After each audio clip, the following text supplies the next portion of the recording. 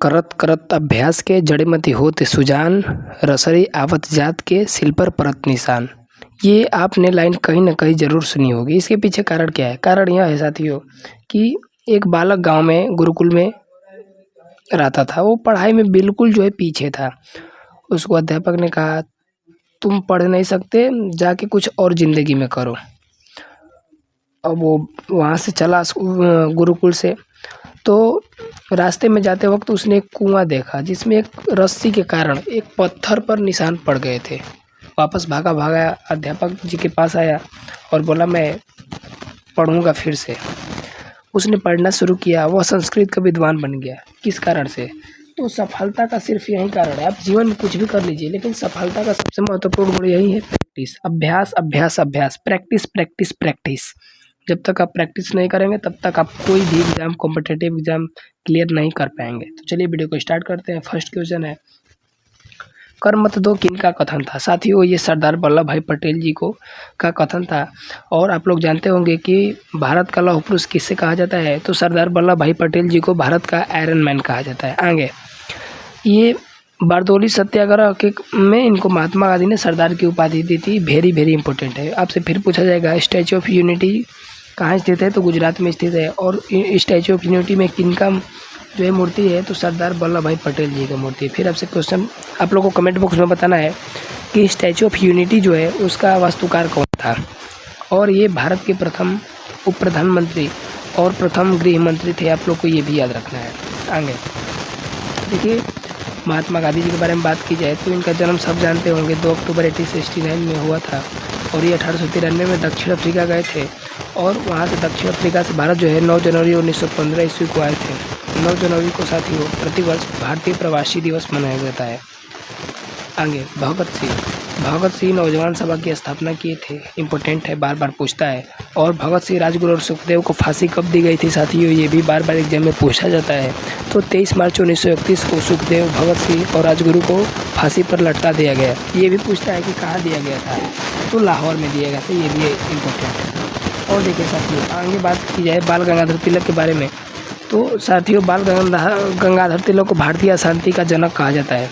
आपसे एग्जाम में क्वेश्चन पूछेगा कि भारतीय अशांति का जनक बाल गंगाधर तिलक को किसने कहा था? तो वैलेंटाइन चिरोल थे। उन्होंने ही बाल गंगाधर तिलक को भारतीय अशांति का जनक कहा था। आगे, इंडियन मिलिट्री एकेडमी कहाँ स्थित है? साथियों, इसके बारे में बात की जाए तो ये देहरादून में स्थित है। आगे, दिल्ली पर आक्रमण करने वाला प्रथम मराठा कौन था? तो बाजीराव प्रथम था। बाजीराव प्रथम। आगे, मौलिक अधिकार किस देश से लिया गया है? तो साथियों, मौलिक अधिकार के बारे में बात की जाए तो ये संयुक्त राज्य अमेरिका से लिया गया है। और देखिए, जर्मनी से साथियों आपातकाल लिया गया है। ये भी आपसे एग्जाम में पूछ सकता है। और देखिए, ऑस्ट्रेलिया से क्या लिया गया है? तो समवर्ती सूची का प्रावधान लिया गया है। रूस से क्या लिया गया है साथियों? मौलिक कर्तव्यों का प्रावधान लिया गया है। तो ये भी आप लोग को याद रखना है। इस तरह इस ऑप्शन ए राइट आंसर होगा। आगे, आसियाना का मुख्यालय कहाँ है? साथियों, आसियाना जो है इसका मुख्यालय जकार्ता है। Option number A. आगे, भारत का यूरोप से व्यापार किस जलमार्ग द्वारा होता है? साथियों, आप लोग जानते होंगे स्वेज नहर इसके द्वारा हुआ है। और इसका निर्माण कब हुआ था? 1969 ईस्वी में हुआ था। ये भी आप लोग को याद रखना है। आगे, द्वितीय विश्व युद्ध के समय ब्रिटेन का प्रधानमंत्री कौन था? साथियों देखिए, द्वितीय विश्व युद्ध के बारे में बात की जाए तो 1939 से 1945 के बीच में चली थी द्वितीय विश्व युद्ध। 1939 से 45 के बीच में। आप लोग शायद जानते होंगे, नहीं भी जानते होंगे तो जान लीजिए। 1939 से 1945 के बीच द्वितीय विश्व युद्ध चला था। प्रथम विश्व युद्ध के बारे में बात की जाए तो 1914 से 1918 ईस्वी के बीच चला था। तो देखिए, इस तरह इस प्रश्न का जो राइट आंसर होगा विंस्टन चर्चिल होगा। Option number A. आगे, जनगणना का महाविभाजन वर्ष किसे कहा जाता है? साथियों, कहा जाता है 1921 को। राइट आंसर होगा ऑप्शन नंबर बी। आगे साथियों, इसके बारे में डिटेल से बता रहा हूँ, सुनिए पहले ध्यान से। तो देखिए, भारत में जनगणना की जो शुरुआत है 1872 ईस्वी में हुई थी। कब? 1872 में। 1872 में लॉर्ड मेयो के कार्यकाल में शुरू हुई थी। और आपसे एक और क्वेश्चन पूछा जाएगा कि भारत में नियमित जनगणना की शुरुआत कब हुई थी? तो साथ ये हुई थी 1881 ईस्वी में। ये भी पूछा जाएगा किसके शासनकाल में? तो लॉर्ड रिपन के कार्यकाल में। लॉर्ड रिपन के कार्यकाल में ये भी इम्पोर्टेंट है साथियों, इसलिए मैं बता रहा हूँ आपको। ये भी पूछा जाता है, तो ये आप लोग को याद रखना है। फिर आपसे पूछेगा कि वही स्वतंत्र भारत के जो है पहली बार स्वतंत्र भारत में जनगणना कब हुई थी? ये भी आपसे पूछ सकता है। तो 1951 में हुई थी। कब? 1951 में साथियों, ये भी इम्पोर्टेंट है। और आपसे पूछेगा कि उस समय जनगणना के आयुक्त कौन थे? तो आर्य गोस्वामी जी थे। ये भी आप लोग को याद रखना है। और वहीं पूछा जाएगा कि आधुनिक विश्व में सर्वप्रथम व्यक्तिगत रूप से जनगणना कराने का श्रेय किसे है? तो स्वीडन को है। किसे है? स्वीडन को। ये भी मोस्ट इम्पोर्टेंट मैं लिखवा रहा हूँ, आप लोग को ये याद रखना है। और देखिए, दशकीय जनगणना आप लोग जानते होंगे कि प्रति 10 वर्ष पे जनगणना होती है साथियों, 10 वर्ष पे। तो वहीं आपसे पूछ लिया जाए कि दशकीय जनगणना कब से स्टार्ट हुआ था? तो 1990 में से अमेरिका में कराई गई थी और 1801 में इंग्लैंड में जनगणना प्रारंभ हुआ था। ये भी आप लोग को याद रखना है। आगे देखते हैं साथियों। आगे, व्यक्तिगत सत्याग्रह आंदोलन का नेतृत्व किसने किया था? साथियों, इंपॉर्टेंट क्वेश्चन है और ऐसे क्वेश्चन डायरेक्टली निश्चित रूप से आपके एग्जाम में पूछे जाएंगे। साथियों, option number C right answer होगा, विनोबा भावे। और देखिए, महात्मा गांधी जो है चंपारण सत्याग्रह, बहुत सारे आंदोलन है। सरदार वल्लभ भाई पटेल, बारदोली सत्याग्रह, लाला लाजपत राय को आप लोग जानते होंगे कि साइमन कमीशन के कारण बहिष्कार करने के कारण इन्हें लाठी चार्ज के दौरान इनकी मृत्यु हो गई थी। आगे देखते हैं। आ रहा हूँ। पहले वित्त आयोग का गठन कब हुआ था? 1951 में साथियों, इम्पोर्टेंट है। शिवाजी के पिताजी कौन थे? तो साली भोसले थे। Option number C. आगे, इम्पोर्टेंट है साथियों ये वाला। सत्यार्थ प्रकाश पुस्तक के लेखक कौन है? साथियों, इम्पोर्टेंट है और आपसे एग्जाम में कई बार पूछे जाते हैं। तो आप लोग से मैं आग्रह करूंगा कि आप लोग वीडियो को थोड़ा सा रोक के भी आप लोग देख सकते हैं। तो देखिए, सत्यार्थ प्रकाश के बारे में बात कीजिए साथियों, तो इसका जो राइट आंसर होगा ऑप्शन नंबर ए होगा, दयानंद सरस्वती जी। और आपसे इनके बचपन का नाम पूछा जाता है, तो मूल शंकर इनका नाम था। क्या था? मूल शंकर।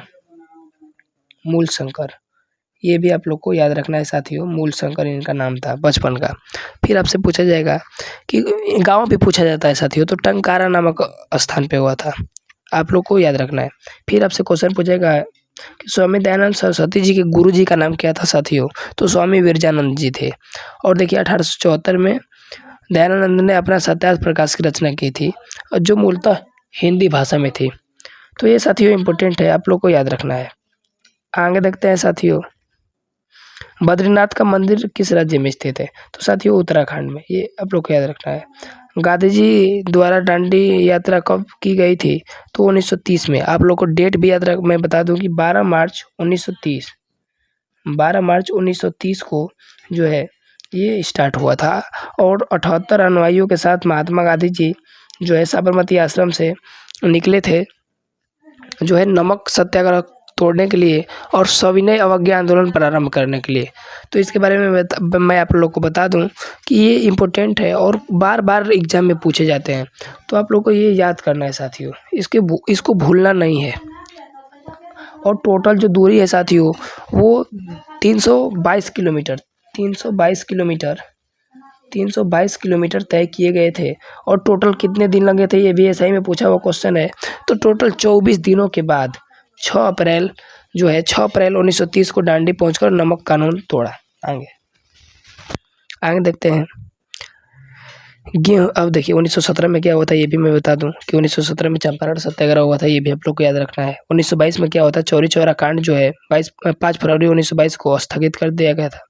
1928 में साइमन कमीशन भारत आया था और 1930 में सविनय अवज्ञा आंदोलन भी स्टार्ट हुआ था। आगे, गेहूं के उत्पादन में किस मिट्टी का उपयुक्त होता है, मतलब सबसे अच्छा मिट्टी कौन सा है? तो साथियों, दोमट मिट्टी।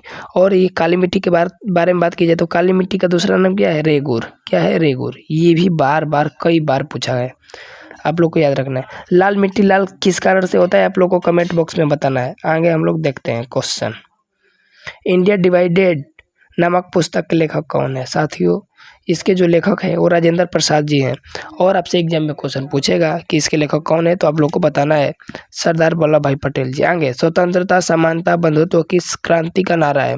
तो साथियों, फ्रांसीसी क्रांति। इंपॉर्टेंट है साथियों, इसलिए मैं बता रहा हूँ। और आपसे एग्जाम में क्वेश्चन पूछेगा फ्रांसीसी क्रांति कब हुआ था साथियों? तो 1789 में हुआ था। आप लोग को याद रखना है, वेरी वेरी इंपॉर्टेंट है। आगे बढ़ते हैं।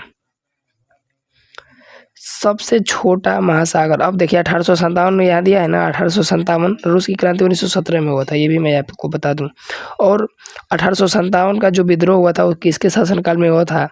तो लॉर्ड कैनिंग के शासनकाल में हुआ था। आप लोगों को कमेंट बॉक्स में बताना है कि बिहार से 1857 ईस्वी की क्रांति का नेतृत्व किसने किया था। आगे, सबसे छोटा महासागर कौन सा है साथियों? इंपॉर्टेंट है। तो प्रायद्वीपीय जो है, इसका राइट आंसर प्रायद्वीपीय तट होगा। आगे, पारसी धर्म के संस्थापक कौन थे? इंपॉर्टेंट है साथियों, आपसे पूछा जा सकता है एग्जाम में, सोचिए। जरथुस्त्र थे, ऑप्शन नंबर सी। आगे, खानवा का युद्ध किनके मध्य हुआ था? इंपॉर्टेंट है साथियों, आप लोग बताइए खानवा का युद्ध के बारे में। तो ये साथियों बाबर और राणा सांगा के बीच हुआ था। और तो साथियों 17 मार्च 1527 को खानवा का युद्ध हुआ था। और आपसे पूछा जाएगा कौन विजय था, तो बाबर विजयी हुआ था। ये भी आप लोग को याद रखना है। आप लोग ट्रिक भी जानते होंगे, पानी पिया, खाना खाया, चल दिया, घर गया, मर गया, सब ट्रिक आप लोग जानते होंगे, फेमस ट्रिक है। आगे, the wings of fire an autobiography के लेखक कौन है? इंपॉर्टेंट है, सोचिए आप लोग आंसर। तो डी होगा, एपीजे अब्दुल कलाम। आपसे क्वेश्चन पूछेगा भारत का मिसाइल मैन किसे कहा जाता है? एपीजे अब्दुल कलाम जी को कहा जाता है। और ये भी पूछा जाता है भारत के प्रथम मुस्लिम राष्ट्रपति एपीजे अब्दुल कलाम जी थे। किरण बेदी भारत की प्रथम महिला आईपीएस थी। इंदिरा गांधी भारत की प्रथम महिला प्रधानमंत्री थी। और उसके बारे में मैं जानता नहीं हूँ। आगे, विक्रम साराभाई अंतरिक्ष केंद्र कहाँ स्थित है साथियों? इंपॉर्टेंट है, सोचिए। श्रीहरिकोटा, आंध्र प्रदेश। अभी जो है ये छोड़ा गया है, त्रिवेंद्रम दिया यार आंसर में 24 का। आप लोग थोड़ा मिला लीजिएगा। आगे देखते हैं 25 में। भारत के राष्ट्रपति को महाभियोग द्वारा हटाने का प्रक्रिया निम्न में से किस अनुच्छेद में वर्णित है साथियों? तो ये है अनुच्छेद 53। तो थैंक्स फॉर वाचिंग। जय हिंद, भारत माता की जय, वंदे मातरम। आप लोग से मैं आशा करता हूँ कि वीडियो पसंद आया होगा। अगले वीडियो में मैं आगे करूँगा, अगर पसंद आया कम से कम 100 लाइक का तो बनता ही है। Thanks for watching.